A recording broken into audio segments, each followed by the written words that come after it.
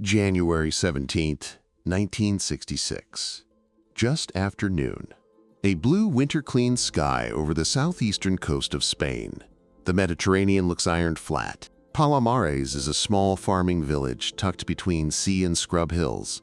Whitewashed walls, tomato fields, plastic water jugs, and the low thrum of mopeds on narrow roads. Laundry snaps on lines. A woman checks bread in an oven that smells of olive wood. A boy kicks a ball that scuffs dust into sunlight. Nothing in the village suggests history is about to fall from the air. 8 miles above them, a B-52 bomber rides a long circle, heavy with fuel and routine. Operation Chrome Dome has turned the sky into an unblinking patrol line. Strategic bombers airborne with thermonuclear weapons, hour after hour, day after day, to ensure a second strike if the worst happens. The men inside the bomber know the drill the way farmers know rain. They live by checklists and the comfort of repeating the familiar until it feels like home.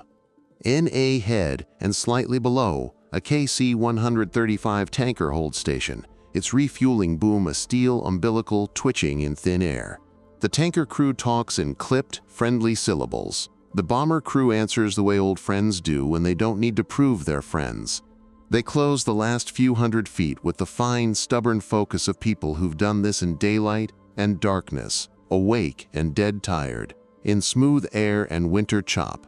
NTHE pilot trims. The boom operator in the tanker, belly down, chin on a pad, peering through a small window, nudges the boom like a conductor's baton. The bomber's nose rises a shade to hold the envelope. The radios are calm. The world is calm. Then, in 1 second that will be replayed in minds for years, the geometry goes wrong.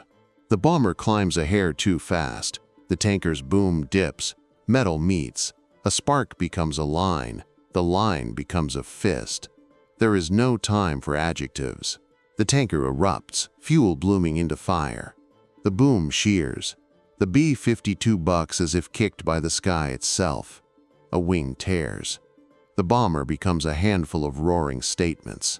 The cockpit goes from a room to a storm. Voices sharpen, the way voices do when they have seconds to live.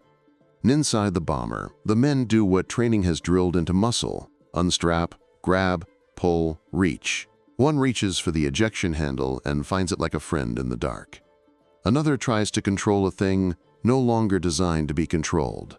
Another looks once, just once, at the altimeter and understands what the numbers are telling him. They do not discuss prayer. There isn't time. Parachutes open in the sky like sudden, pale flowers. Fire trails fall like handwriting. Pieces arc and tumble. The tanker disintegrates in a bright confession. The bomber breaks into choices, and gravity claims each one. 4 large shapes, long, blunt-nosed cylinders with fins, separate in the chaos. Each carries a name that is never spoken in the clear. Each is a weapon meant to end cities. They are designed never to do that by accident. They hold their own logic. They begin to fall. And on the ground, the sound is first. Thunder with teeth. Heads tilt. Fingers shade eyes. A white streak draws itself across blue. A farmer standing in his field watches something wide and bright spin and tries to make it into weather. It refuses. He hears a second noise, closer, a tearing cutoff like the end of a scream. One of the bombs deploys its parachute. The canopy blooms, a huge white dome fighting air and gravity. It slows the descent and musters a kind of grace out of violence. The bomb swings under silk, crosses the coastal road, and drops into a dry riverbed. The impact thuds into earth like a giant's footstep. It sits there, intact, white canopy draped over scrub and stones, the nose cone buried, the body half exposed. Dust hovers, then chooses where to land. Another bomb hits hard land without a parachute. The high explosives inside its casing, conventional explosives used to shape, focus, and initiate a nuclear core, detonate as designed to detonate, but without the precise handshake that would make a chain reaction. There is no mushroom cloud. There is no flash brighter than the sun. There is a violent, dirty blast that tears metal, pulverizes casing, and scatters something far worse than shrapnel across tomato fields: plutonium. The fine toxic dust rises as a gray-brown ghost, invisible to fear at first, and drifts where wind tells it to. And a third bomb slams into a hill and does the same. Non-nuclear detonation, casing torn, plutonium released. The soil salted with specks you cannot see, cannot smell, cannot forgive. The fourth bomb catches air and sea and vanishes into water. In the village, people run toward noise before they remember what running toward noise can mean. A woman covers a child's eyes and then lowers her hand, because curiosity is the older instinct. A man rides his moped toward the plume and then stops, engine idling, as if the motor can think for him. Those who saw the parachute fall point and argue in low, urgent Spanish. Those who saw the blast do not argue. They breathe smoke without knowing smoke is not the worst thing here. NTHE 1st American helicopter arrives from a nearby base with the sound of impatience. It hovers, scuffs up dust, and sets down in a road that was never meant to be a landing zone. A medical tech jumps to the ground with a bag that knows what to do with blood. He learns, swiftly, that blood is not the frontline problem. A translator shouts. A security man lays a hand on the tech's shoulder and points him toward the parachute in the riverbed. Another hand waves him toward the blackened hill. Spanish police arrive. Green uniforms, short-brimmed caps, pistols holstered, faces tight but not unkind. They form a line without anyone needlessly lifting arms. Americans move through the line with that purposeful clumsiness of large men in flight suits in a narrow place. Villagers watch, some with worry, some with a farmer's patient curiosity, some with a posture that says, quietly, "This is our ground. Tell us what you are doing to it." NTHE first hours are a chain of triage. Secure the intact weapon under parachute. Do not touch what doesn't need touching. Mark the blast sites. Do not kick dust. Create a perimeter. Do not let children cross the wrong line. Find the aircrew, some alive, some not, all of them now part of the ground. Notify Madrid. Notify Washington. Notify anyone whose phone can move faster than rumor. Word reaches a nearby American base before the dust can settle. Teams that have names like EOD and NBC and Recovery spin up. Acronyms jog into trucks. Men whose hands know tools by memory grab the tools without looking. A man who has practiced this scenario in a classroom now practices it for real. And the difference is the taste in his mouth and the weight in his chest. He says the phrases he drilled until they were boring. Make safe, assess contamination, separate curious from contaminated, track wind, track water, track feet. In Palomares, a sergeant kneels by the intact bomb in the riverbed and rests his palm, gloved, steady, on cold steel. He speaks low, as if to a horse. The parachute cords lie slack across stones and scrub. The nose is wedged. There is dirt in the seams. He studies the safe arm switch through a small inspection plate and reads what the pointer tells him. He breathes. He writes the position on a pad. He does the next step. He has careful formatting turned into a person. Up the hill, at one of the blast sites, a light wind pushes gray, fine dust. The dust is not a threat in the cinematic way, but in the quiet, persistent way. Small particles of plutonium scattered across a field where men bend and work and breathe. A scientist in a khaki shirt unfolds an instrument that looks like a box with a needle. She clicks it on. The needle twitches, it rises, it steadies above where it should be. She marks that spot with a small flag, and then marks a circle around it with more flags. The circle grows. It will grow more in the coming days. She writes numbers without drama, the way a cook writes quantities for a recipe that cannot fail. NTHE Spanish Civil Guard helps hold the rope. The villagers step back when asked, step forward when told it's all right, bring water without being asked, and ask questions you cannot answer in one breath. Is it dangerous? Can we harvest? Should we move? Is the sea safe? Will you tell us the truth? The translator picks his words with the care of a man picking glass out of a friend's hand.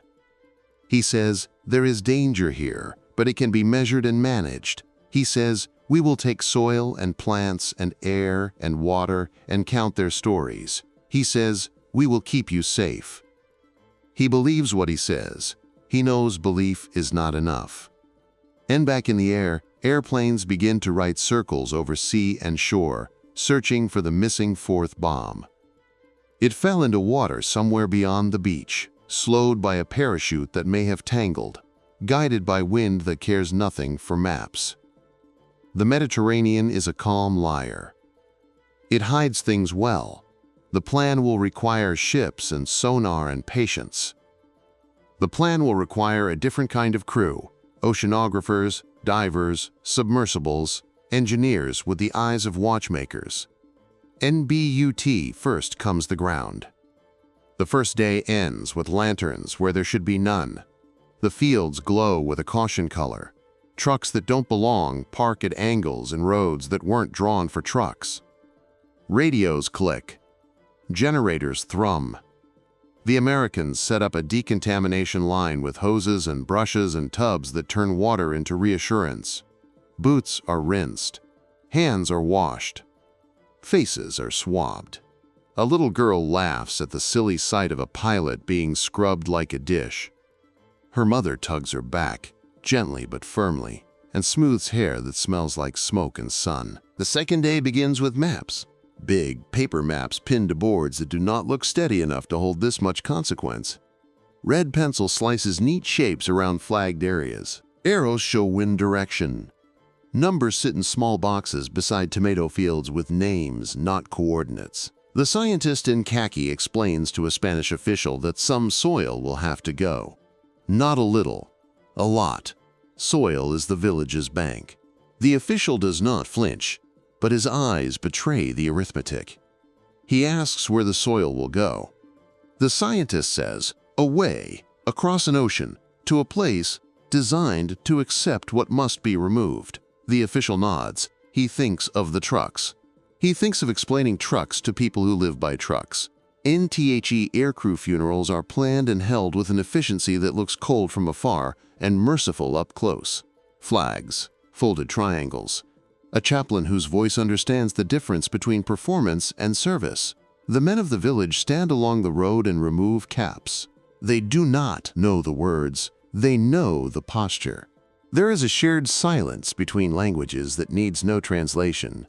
NTO keep rumor from outpacing fact. Officials allow cameras, controlled, limited, opportunistic in the way cameras always are, to film certain pieces of the work. News crews capture white-suited figures walking in slow, deliberate lines across fields. They capture the parachute-draped weapon in the riverbed, covered now with tarps, guarded by men who look like statues until they do not. They capture the faces of villagers who are doing what people do when a story wanders into their yard, watching, speaking softly, buying bread anyway. Politicians calculate risk in public. Washington sends a senior diplomat. Madrid tightens its jaw. The two governments have business together beyond this accident. Bases, alliances, a careful dance between secrecy and the need to assure citizens that their beds are not on a fault line.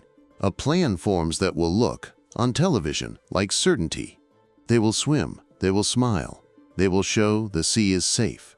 A photo op will be staged, but the sea watches without caring about cameras.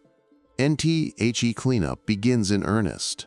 Teams in coveralls and respirators move in rows, scooping topsoil into lined drums, sealing each drum with a ring that turns a circle into a statement. Each drum gets a label. Each label gets a number. Numbers turn fear into inventory. Tractors drag small scrapers. Shovels bite. Tarps spread.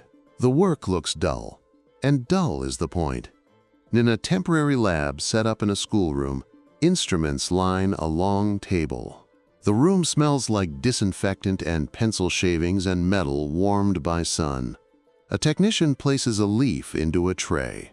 The machine reads it and gives back a story in small, moving lines. Most stories are short and sweet. Normal, normal, normal. Some are not. Those go into a pile marked hold. A soldier stands at the door and keeps the line outside civil. The line stretches and then relaxes into the rhythm of people waiting for news about their own ground. The Americans build a fence around trust. They hold open briefings at the edge of a field. A colonel speaks slowly. He holds up a jar of soil and says how much of what is in it can be called dangerous and how far. He points to the flagged map and says which blocks are open to boots and which are not. A local doctor stands beside him and nods at the right times. The villagers listen and then decide whether the nodding is honest. Many decide yes, some do not. Doubt is not disloyalty. It is a survival skill. Meanwhile, the sea search organizes itself into grids. A map of the bay becomes a chessboard. Sonar sweeps. Surface ships drift and pivot. The water is kind and then not kind. The missing bomb is somewhere below a calm skin. The men planning the hunt bring in people who know how light travels underwater and how sound returns from the odd shapes of war. They bring in a new set of machines, submersibles with lights and manipulators, cables that act like nerves between deck and depth, and cameras whose images come back ghost green on screens in dark rooms that smell of coffee and salt. Divers slide into the Mediterranean with practiced acceptance. The cold finds wrists and necks and truths. They descend along guidelines into water that holds the day's color but tells no secrets. On the bottom, the sea is flat in some places and sudden in others. Ridges and drop-offs complicate the search. A diver's lamp slices a cone through small life. Silt lifts and settles like slow breath. They find parachute fragments, the sea's version of a breadcrumb trail. They bag what they can. They signal up. The deck crew haul in evidence, gleaming and slick, and drape it across tarps. A man points, another writes, a third photographs. The chain of custody begins on a wet glove. Non-land, a rumor sprouts that fishermen have pulled up something that looked like a tail fin. Rumors sprout fast in salt air. This one leads the search toward a trench where currents do trickery. The first passes turn up nothing. The second passes find something too square to be rock. The image is noisy, then clearer, then a kind of certainty that still refuses to exhale until a camera confirms it. They mark the spot. The sea does not cheer. The men do not either. They set lights and buoys and ropes. They make a plan for lifting a thing that weighs more than a truck without breaking it or the sea. Back in Palomares, life learns new paths around rope lines. Children are warned not to play where they used to. Some obey. Some try to obey and forget. Mothers call names that lift above generators and settle above the fields like light blankets. A shopkeeper moves his tomatoes to the other side of the doorway. They look the same. He knows customers will hesitate anyway. He lowers his price and shrugs. The practical shrug of a man who knows that talk is a currency and he has to make change. An American ambassador arrives with a grin taught in embassy schools. He shakes hands that grip or do not grip depending on what those hands hold in memory. He wades into surf beside a Spanish minister known for liking the front of a camera. They laugh and splash. Flashes pop. The water is cold, and both men are too proud to show it. The pictures run the next day. They accomplish something, and not everything. The village understands theater. It also understands the barrels are leaving ground, and a cordon still holds a corner of a field. In a tent, a young American airman scrubs a boot with a stiff brush under a stream that turns gray and then clear. He holds the boot up to a Geiger counter. The needle stays quiet. He breathes out. He looks at a photo in his wallet. He puts the boot back on and steps into red dirt as if stepping into a promise he intends to keep. The Spanish farmer watches a front-end loader carry a scoop of his topsoil toward a row of drums. His jaw tightens. He is not angry at the driver. He is angry at the cause and the cost and the way fate picked a Tuesday to sign his name. He asks when he can plant again. A scientist says soon and mean it. The scientist also knows soon will not feel soon to a man who measures time in seasons and debts. Each evening, The team posts a map with new lines and notes. People gather to look. Fingers trace arcs. A boy points to the sea grid and asks his father what the colors mean. The father does not know. He explains anyway. He says, they are combing, like you comb hair, not to style it, but to find what shouldn't be there. 3 days in, the intact riverbed weapon is rigged for transport. The team works with slow, ceremonial care. Straps loop under the body, cinched until they sing. A crane's hook descends. The steel clicks are small and heavy. The bomb rises a few inches from earth and hangs between weight and lift. For a second, everyone who sees it stops being anything but eyes. The operator turns his wrist. The load sways once, then settles, then moves to the bed of a flat truck lined with timbers. The straps give back small, satisfied noises as load settles into plan. The team breathes again. The truck crawls away, escorted, guarded, watched by people who do not clap. Respect sometimes looks like silence. Two broken weapons become fields of work. Soil removal continues. Dust suppression continues. Air sampling, plant sampling, shoe sampling. The dull empire of care expands. The words hotspot are used without drama. The phrase stay upwind becomes a habit. Bottled water appears in cases, and hands that used to drink from the town spigot accept the bottles without comment. The school schedules classes around the quiet invasion of science. Children peek. Teachers redirect with patience and candy. In the sea, the search team brings in a deep submersible, small, spherical, with lights like a curious animal's eyes. It is lowered on a cable into blue, passes green, enters black, and turns on its own day.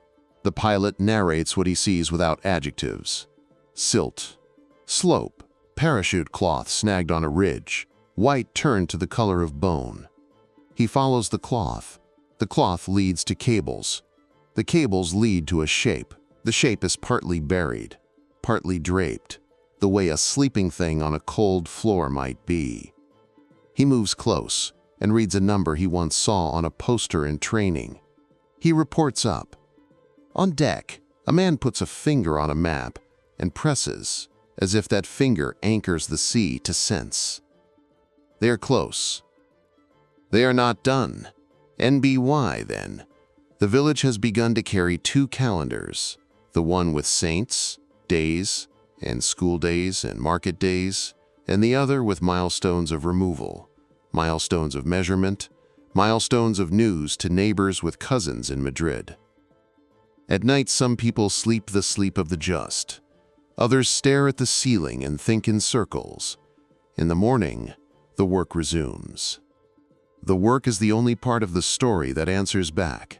This is where we pause the first part of the story, in a small Spanish village where 4 weapons fell from a peacetime sky. 2 burst in salted ground with a poison that has patience. 1 landed intact and had the dignity to wait. 1 vanished into a sea that is beautiful because it can hide. The land teams are carving caution into maps. The sea teams have found a clue and then a shape. Politicians have promised. Cameras have clicked. Barrels have filled. Trust is being rebuilt with shovels and charts and the sincere, clumsy grammar of people trying to be honest under pressure. When we return, we will go underwater and watch how a silver machine and a cable haul the last bomb back into daylight. We will climb into trucks with soil bound for an ocean away. We will stand on a beach while 2 men in suits pretend that cold water is an argument. And we will follow the paper trail years forward to agreements and handshakes and late-night negotiations about how much of a village's skin should be carried away so that children can run without a warning in their lungs. NFOR now. Hold this image. A farmer's hand pressed to the hood of a truck carrying his soil to a ship. A scientist's hand pressed to a counter with a needle that says what needs saying, and a calm sea with a secret that is about to be told. NNTHE mourning the ocean. It whispered in cable hum and lamplight, in sonar pings returning as shapes that were too clean to be stones. Out beyond the beach, a grid of buoys bobbed like patient punctuation marks.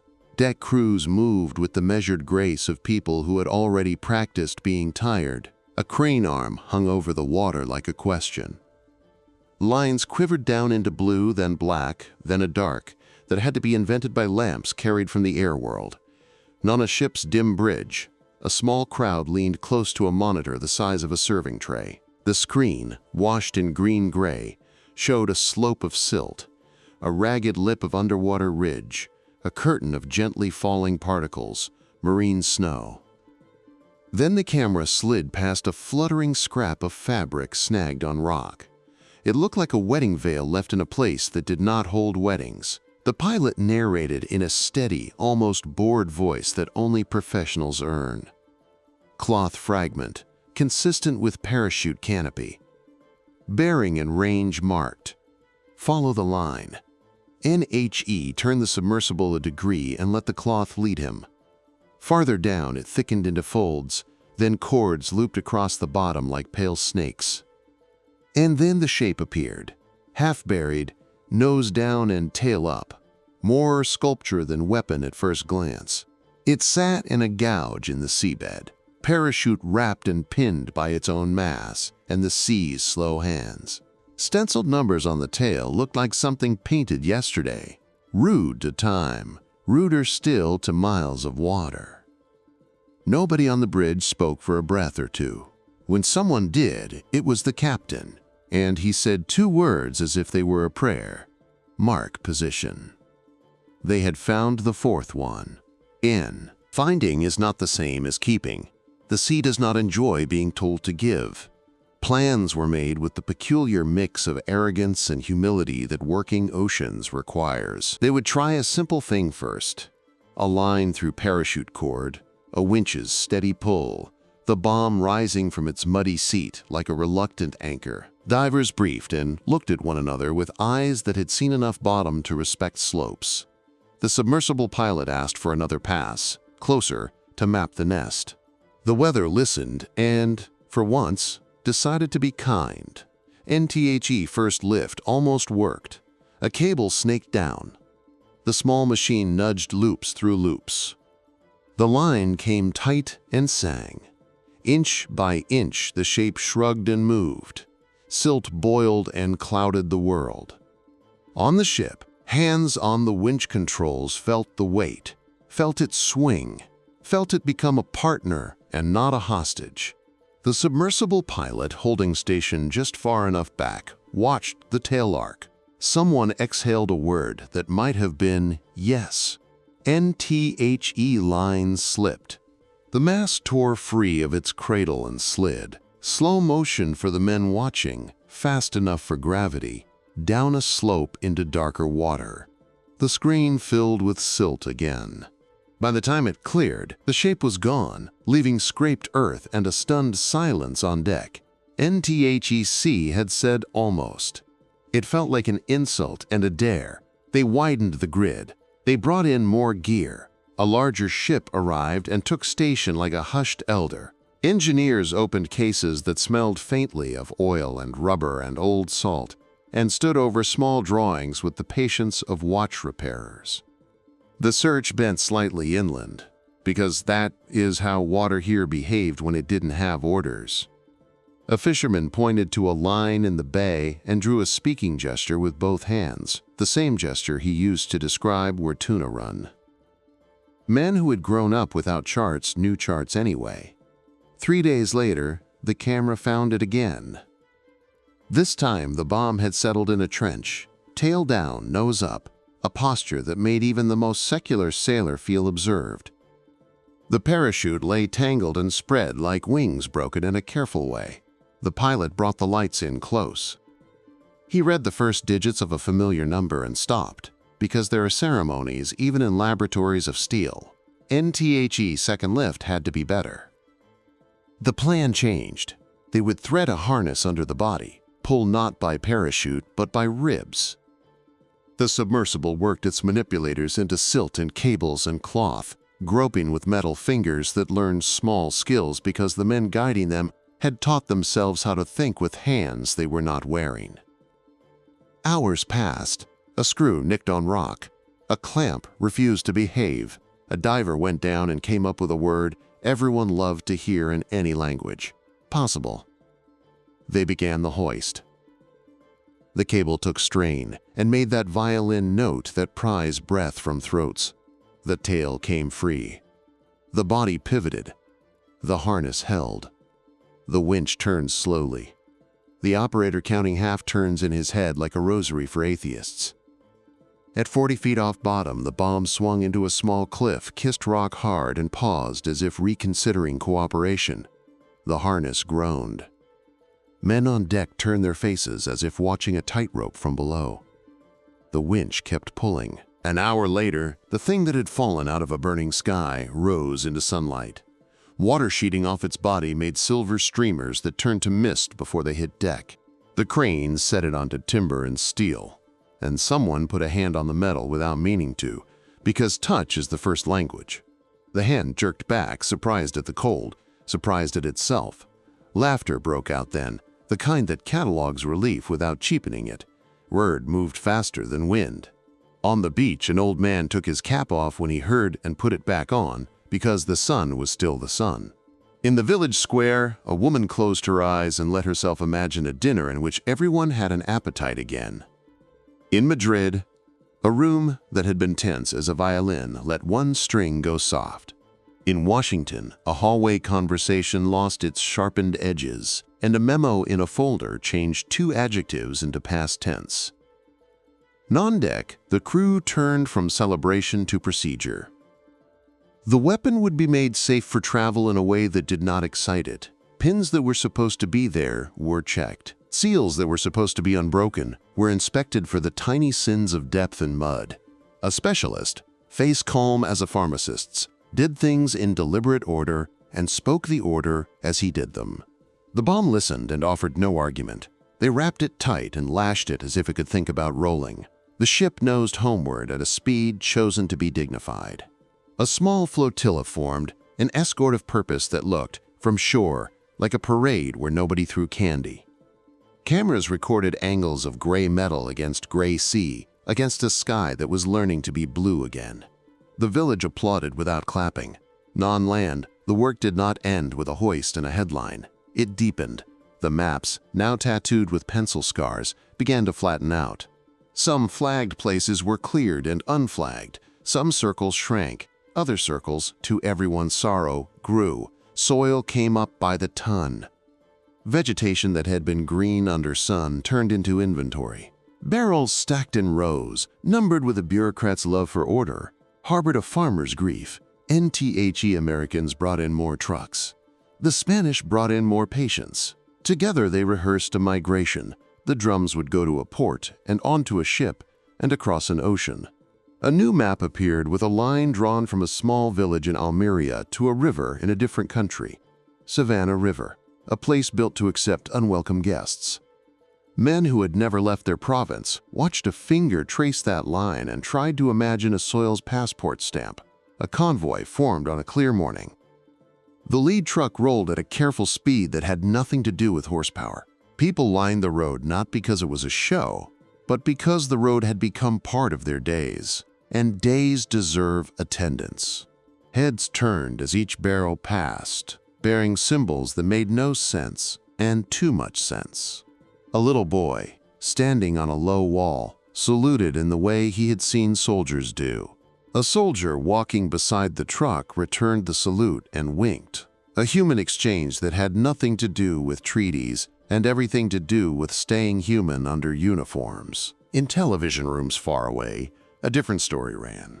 Two men in suits waded into cold green water. They smiled and splashed and pretended the sea was an argument they could win with ankles. One was a Spanish minister who understood theater better than he liked to admit. The other was an American ambassador with a smile that had been taught not to fall off and surf.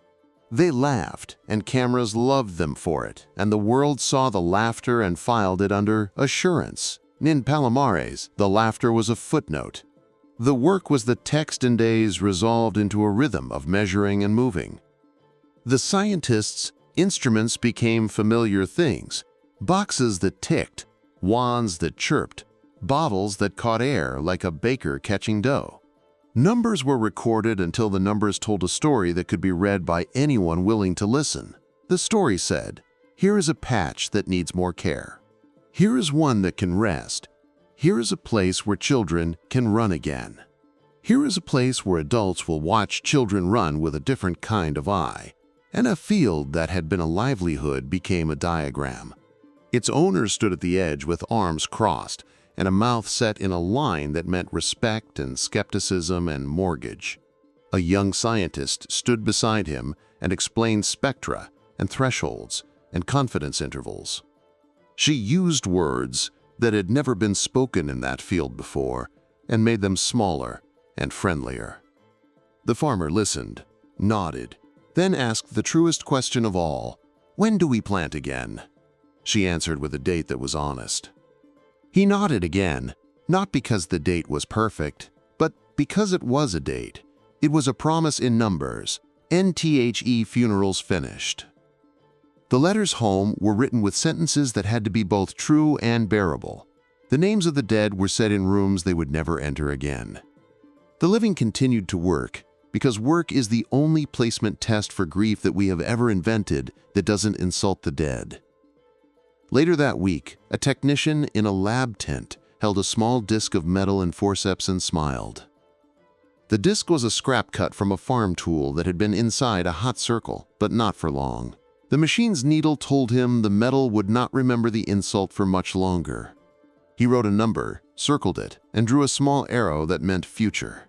He took off his gloves and rubbed the bridge of his nose and thought of his own garden on a base far away and how he would overwater it when he got home just to feel like he was helping.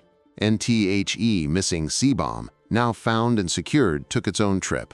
It traveled under guard through ports that would later recount the day as a rumor.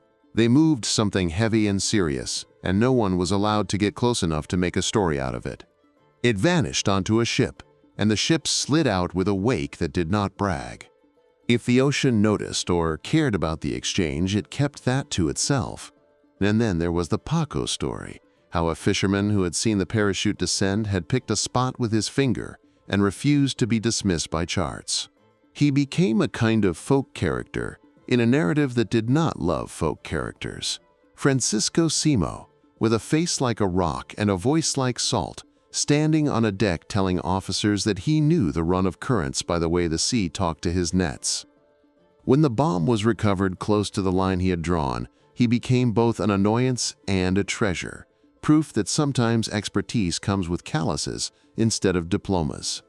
The village told and retold his part the way villages do, sandpapering it smooth until it glowed. Government men met in rooms far from the smell of olive wood and brine.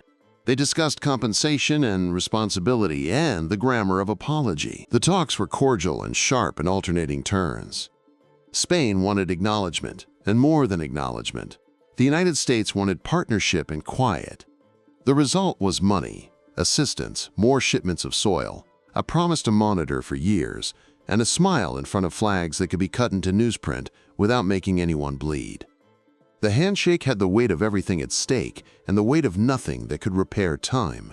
NTHE cleanup neared its pivot point, from removal to reassurance. Teams shifted from excavation to testing, from fencing to opening, from warning to welcoming. A handful of fields stayed inside rope. Most came out.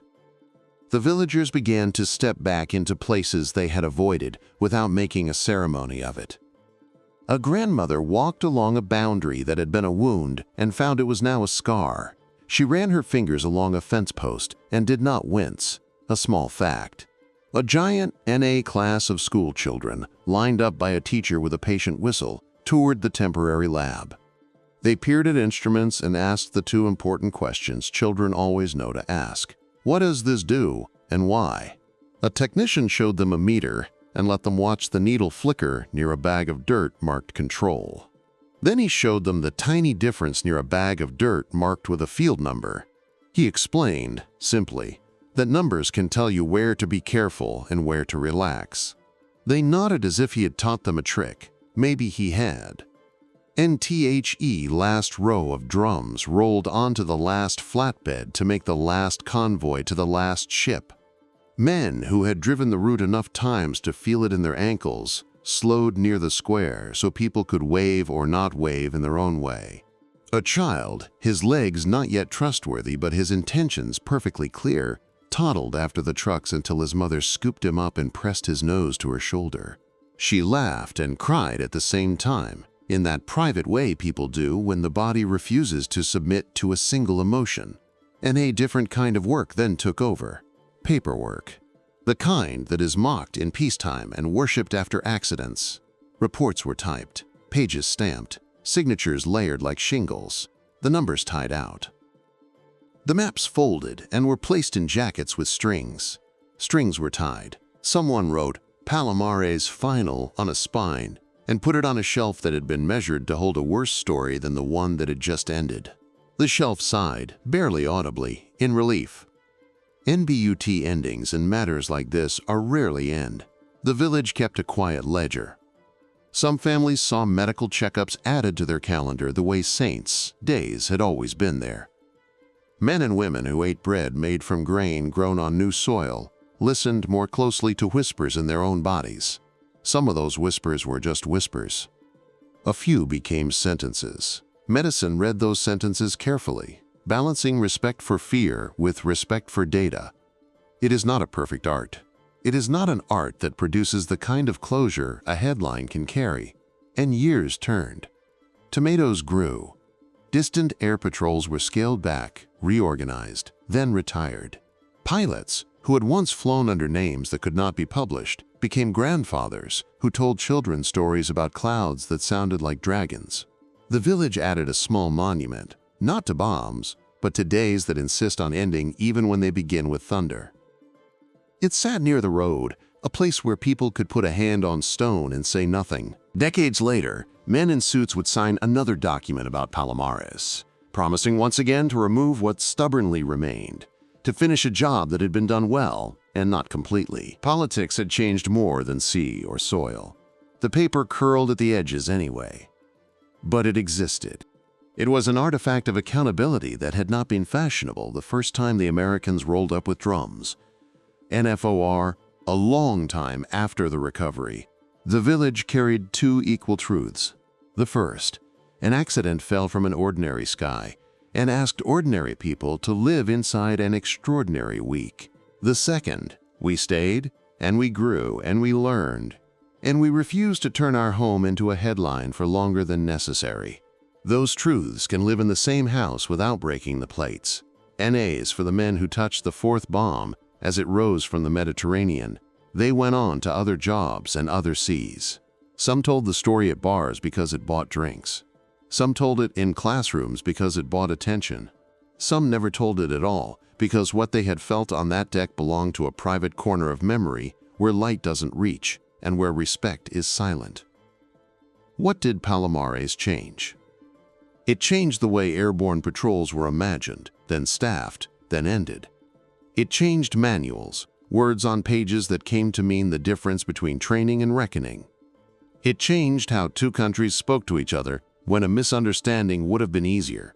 It changed how a village viewed the horizon. It did not change the sea, which is never impressed. It did not change the sun, which still rises over whitewashed walls and red soil, on days when children race to the water with squeals and mothers carry towels, and grandfathers shake their heads like policemen who would never write the ticket they are pretending to threaten.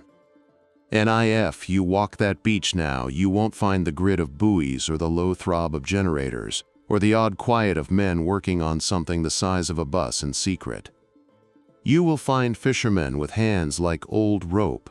You will hear small conversations about catch and weather and a cousin's wedding. You might see a piece of parachute cloth someone once kept and then forgot in a drawer. A relic turned into a rag, turned into a story again when a grandson asks, "What's this?" You will see tomato fields that look like any tomato field from a distance, and like money, up close. You will see a village that remembers and insists on being a village anyway. And from time to time, the wind will change just so, and for no reason you can name, you will feel grateful to the dull, tireless people who manage fear with shovels and charts and cable and patience. You will be grateful to a submersible pilot who did not rush when the world wished him to. You will be grateful to a farmer who nodded at a date and trusted his ground again. You will be grateful to a fisherman who trusted his eyes over someone else's map. You will be grateful to the sea, even for relenting. There are stories about brinkmanship that spike the pulse and leave you feeling like the world is a bottle someone is shaking for fun. This is not that story. This is a story about a system that broke in a human way and was fixed in a human way. It is about error made dull again by effort. It is about a bomb rising out of water, not as a promise kept, but as a promise renewed. That what falls can be lifted, that what scatters can be counted, that what scares us can be given a fence and a plan and a date for the fence to come down. NTHE men who swam for the cameras, they played their part. The men and women who did math in tents and mud on boots and knots under stress, they kept the part running. The politicians took the credit and some of the blame. The sailors took the weight. The villagers took the harvest when the field said yes. And so, a Tuesday in January became a parable about how civilization survives its own inventions. Not with speeches, not with perfect machines, not with symbols boiling the sea into safety, but with the quiet, competent noise of work done properly. If that sounds too simple for a story that touched plutonium and diplomacy in television, good. Simple has always been the proper ending for disaster, when we can manage it. NTHEC gave back. The land kept score. The papers were signed. The drums sailed. The grid came up. The maps were folded. The village exhaled and then inhaled so it wouldn't faint. When we tell this story in rooms far from Palomares, we should remember to leave a chair empty for the farmer whose soil crossed an ocean, for the technician who circled numbers until they turned into permission, for the deckhand whose hands smelled of cable and coffee, for the diver who knew the weight of his breath, for the child who tugged at a fence rope and learned that grown-ups sometimes put ropes up to care, not to control. 4 bombs fell. 2 woke the wrong chemistry and settled for the wrong kind of explosion. 1 landed like a promise waiting under silk. 1 sank and then rose, like a sentence that needed rewriting. And the village stood where villages always stand, in the path of history and in the way of panic, and chose to stay itself. NIF. You want to make a different world. You should meet the people who made this one endure. They don't stand out in crowds. They don't raise their voices to be heard. They wear gloves when gloves are indicated, and nothing on their hands when you need to see the fingers move. They do not confuse drama with importance. They keep a pencil behind an ear because you never know when a number will show up and ask to be written down. NTHE, calm sea, with a secret told its secret. The land that listened kept the minutes, and the village, shaken, measured, scraped, mapped, promised, began, gently, to be only a village again. That is the ending Palomares earned. Not a march, not a monument taller than men. A plain day, a clean plate, quiet water, children yelling at each other about nothing. A grandmother cutting bread, a man with calloused hands counting change, boats rocking, sunlight on white paint. A sky that is just a sky, somewhere, far away, barrels sitting in a line, labeled and still, a record of what was taken so that what remained could be lived in without a second thought. NTHE accident made a dent. The work smoothed it. Life flowed back into the shape that was left. And in the ledger that matters, the one not kept in ministries but in kitchens, the entry for that winter reads, survived, repaired, remembered, and then, as it should be after enough time passes, mostly forgotten. Because that is the real triumph of a good ending, when it becomes background, and the foreground is once again the ordinary, which is all anyone ever asked for, that day in January when the sky broke and the sea kept a secret for a while, and then, when asked correctly, told it. And afterward the story moved from the last crane folded, the tents flattened. What remained in Palomares was the part of any near catastrophe that never fits inside a headline, the long tail. Letters, visits, appointments, readings, forms. The kind of follow-up that looks like boredom if you've never lived through the first part. NTHE Village adjusted, at first because it had to, later because it chose to. The market reopened not with a ribbon but with a broom. The baker scrubbed his counter and rolled dough that rose like a promise kept. The grocer stacked tomatoes into pyramids and found, to his surprise and relief, that they didn't look like symbols anymore. They looked like food. Children rehearsed a school play about a fisherman and a wind that lies, and when they forgot lines, they made up better ones. People came to buy and to linger. The old men took their stools back to the square and argued about the one safe thing you can always argue about: weather. There were still fences.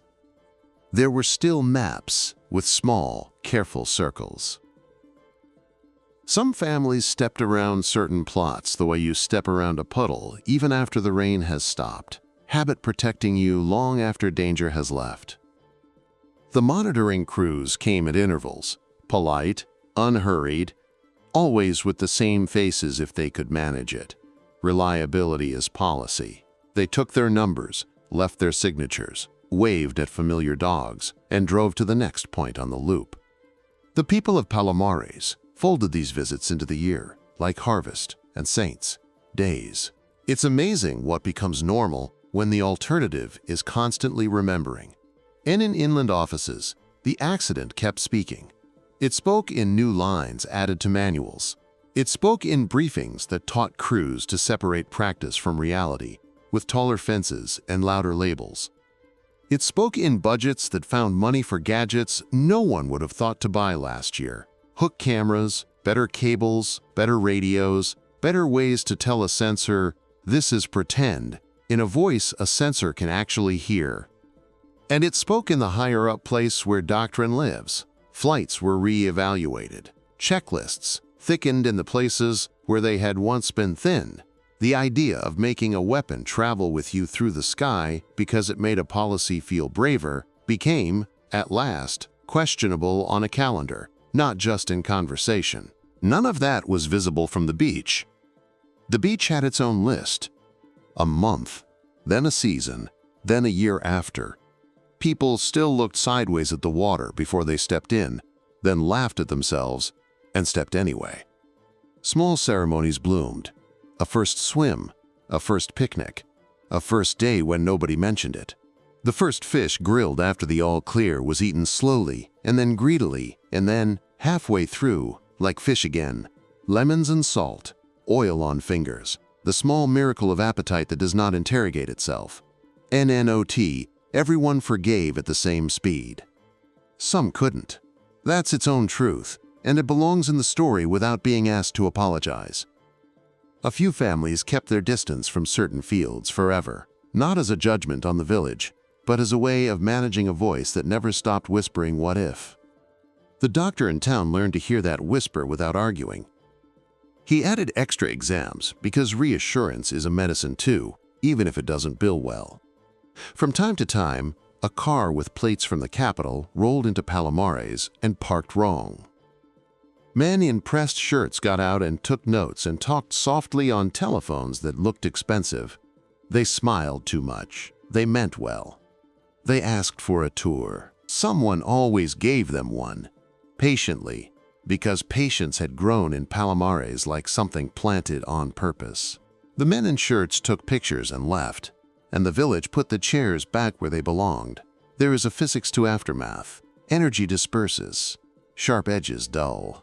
The sense of having stood too close to history drains away, leaving behind a residue that is not poison but prudence. That happened here. Slowly, beautifully, imperfectly. One afternoon, this is years later, so many years that the first boys to sneak peeks under the fence rope now have their own sons to scold. A man came back to town who used to wear the uniform of a sailor. He was older in the way hair announces and hands confirm. He went to the square and recognized no one and everyone, because villages keep faces even as they trade names. He bought bread from the baker's daughter, who had the same careful eyes as the baker of his memory. He took his paper bag to the beach and sat. He looked at water that had once held something wrong and now held nothing but light. He cried, quietly and privately, in the way men do when gratitude finally finds a bend in the road that allows it to catch up with them. NHE stayed through sunset. He watched the sky go from white to gold to a bruised violet that makes you want to confess to no one in particular. On his way back, he stopped at the small stone marker by the road and put his hand on it. It wasn't a monument, really. It was a reminder. The car lights passing by washed the stone in brief neon. He thought, we didn't lose the place. And he went to sleep in a pension room with tile floors that clicked under feet, and for the first time in a long time dreamed nothing at all. What changed in the big rooms because of Palomares? The answer is, mostly, what you would hope. The idea that practice tapes can share wires with live alarms without impregnable boundaries, that idea lost its charm. The idea that a single mechanical hiccup should be allowed to speak with the same authority as a verified voice, that idea died a polite death in the margins of revised procedures. The idea that two nations can argue and still cooperate in the same week was tested and, imperfectly but sufficiently, proved. The idea that civilians should be told enough to manage their fear like adults and not handled like fragile children. Some days that idea won, some days it didn't. You can judge the years by how often it did. NAs for the soil that crossed an ocean, it did not become a myth. It became a task and then a statistic and then, at last, a memory held mostly in photographs of barrels on docks.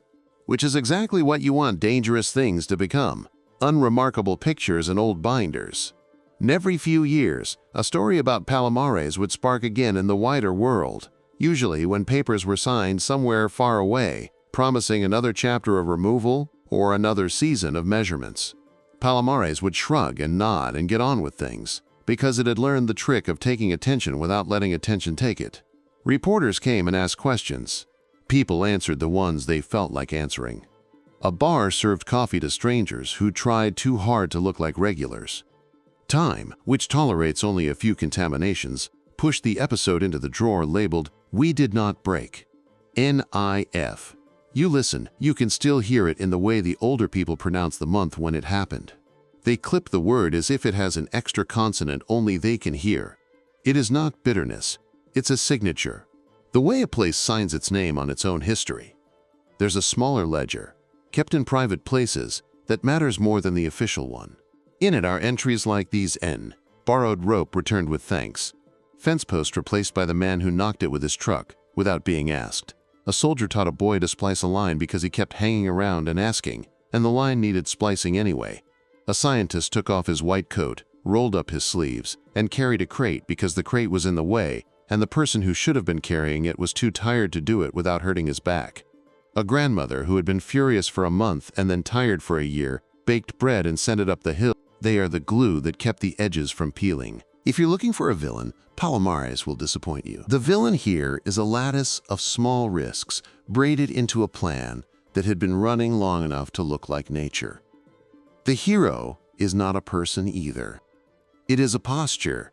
Slow down, check again, separate play from live, and let two systems agree before you wake the world.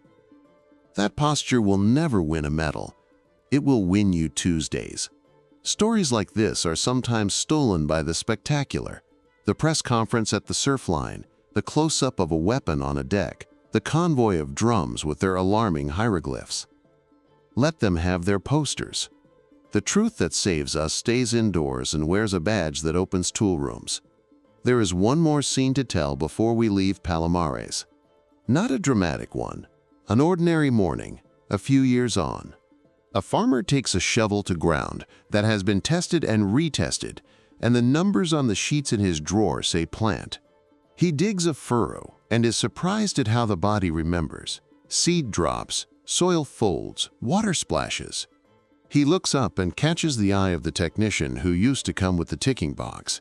They exchange a nod that contains more content than a book. It says, "You did your work, I did mine, and now this ground will do its work again." Months later, the field goes the color that makes grocery boys smile. Workers move down the rows, bending and straightening, their backs repeating a motion unchanged by the modern century. Crates fill. A truck groans. At the end of the day, the farmer sits on the tailgate, and eats one of his own tomatoes like an apple, juice down the wrist, elbow out so it doesn't ruin his shirt. He does not think about history while he chews. He thinks about rain and prices and whether the boy will take to the work. The world, reasserting itself as the world. NWE should end where we began, a sky, a sea, a village, and the narrow line between routine and history. That line did not break. It trembled, then held, because so many hands, known and nameless, pressed it down while it tried to curl. 4 bombs fell. 3 were found on land faster than anyone had a right to hope. 1 went to water and made men learn new patience. 2 released the wrong fire and taught a town the difference between scare and harm. The last one rose trailing silver and relief. A village endured being a symbol and then refused to remain one.